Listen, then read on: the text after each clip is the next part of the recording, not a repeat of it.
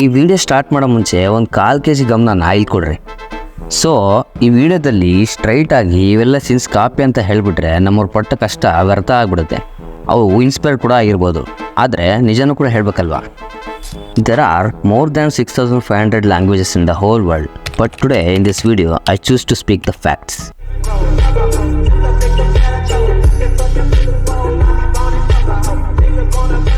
Let's get into the video. ನೀವು ಒಂದು ತಿಳ್ಕೋಬೇಕು, nothing in this planet is original. ನಾವು ನೋಡೋದೆಲ್ಲ ಒಂದು ಕಡೆಯಿಂದ ಇನ್ಸ್ಪೈರ್ ಆಗಿರ್ತವೆ, ಆದರೆ ನಮ್ಮ ಇಮ್ಯಾಜಿನರಿ ಔಟ್ಪುಟ್ಗೋಸ್ಕರ ಸ್ವಲ್ಪ ವಿಷಯಗಳನ್ನ ಗಮನಿಸಿ ಅದರಿಂದ ಇನ್ಸ್ಪಿರೇಷನ್ ತಗೋಬೋದು, ವಿಚ್ ಇಸ್ ನಾಟ್ ರಾಂಗ್. ಇದು ನಿಮಗೆ ಗೊತ್ತಾದ ದಿನ ನಿಮಗೆ ಎಕ್ಸಾಕ್ಟ್ಲಿ ಇನ್ಸ್ಪಿರೇಷನ್ಗೆ ಮತ್ತು ಕಾಪಿಗೆ ವ್ಯತ್ಯಾಸ ಗೊತ್ತಾಗುತ್ತೆ. ಇವೆರಡಕ್ಕೂ ಏನು ವ್ಯತ್ಯಾಸ ಅಂತ ನಿಮಗೆ ಇನ್ನೂ ಅರ್ಥ ಆಗಿಲ್ಲ ಅಂದರೆ, ಕಾಪಿ ಅಂದರೆ ಕಾಫಿ, ಇನ್ಸ್ಪಿರೇಷನ್ ಅಂದರೆ ಇನ್ಸ್ಟಾಗ್ರಾಮ್. ದರ್ಶನ್ ಅವರ ಕಾಟ್ಯಾರೆ ಸಿನಿಮಾದ ಈ ಸೀನ್ PK ಬ್ಲೆಂಡರ್ ಸಿನಿಮಾದ ಸೀನಿಂದ ಇನ್ಸ್ಪಿರೇಷನ್ ತಗೊಂಡಿದ್ದಾರೆ.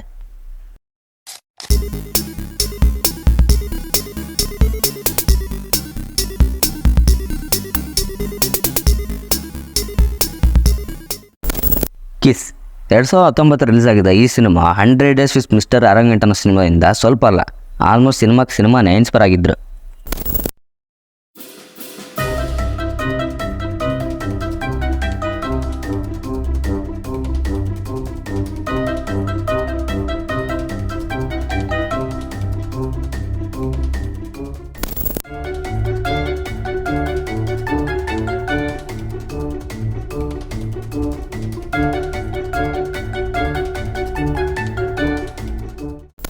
ಕೋಟಿಗೊಬ್ಬ ಇಂಟ್ರೋಲ್ ಬರೋ ಈ ಸೀನ್ನ ಜೋಕರ್ ಹಾಸ್ಪಿಟಲ್ ಡೆಸ್ಟ್ರಾಯ್ ಮಾಡೋ ಸೀನಿಂದ ಇನ್ಸ್ಪೈರ್ ಆಗಿದ್ದಾರೆ.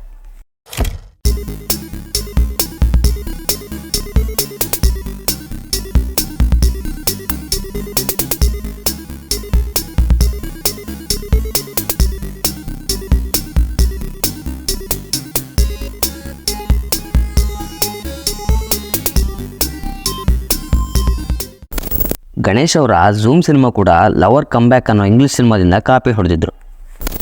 2020 ರಿಲೀಸ್ ಆಗಿರೋ Shivaji Surathkal cinema Murder on the Orient Express ಸಿನಿಮಾದಿಂದ ಇನ್ಸ್ಪೈರ್ ಆಗಿ ತೆಗೆದಿದ್ದಾರೆ.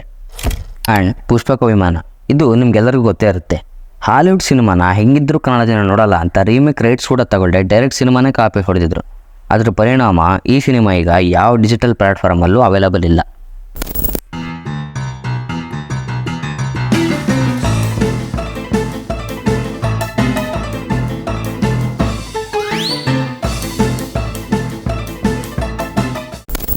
ಮಿರಾಕಲ್ ಇನ್ ಸೆಲ್ ನಂಬರ್ 7 ಈ ಸಿನಿಮಾ ಟೀಮ್ ಅವರು ಸಿನಿಮಾ ಮೇಲೆ ಕೇಸ್ ಹಾಕಿ ಸಿನಿಮಾ ಎಲ್ಲೂ ಅವೈಲಬಲ್ ಇಲ್ಲದೇ ಇರೋ ಥರ ಮಾಡಿದ್ದಾರೆ.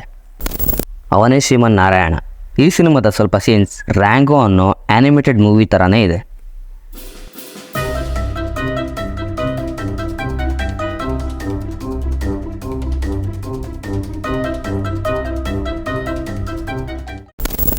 ಸೊ ಇಲ್ಲಿವರೆಗೂ ವಿಡಿಯೋ ನೋಡಿದಾರ ಅಂದರೆ ವಿಡಿಯೋ ಇಷ್ಟ ಆಗಿದೆ ಅಂತ ನಾನು ಅಂದ್ಕೊಳ್ತೀನಿ.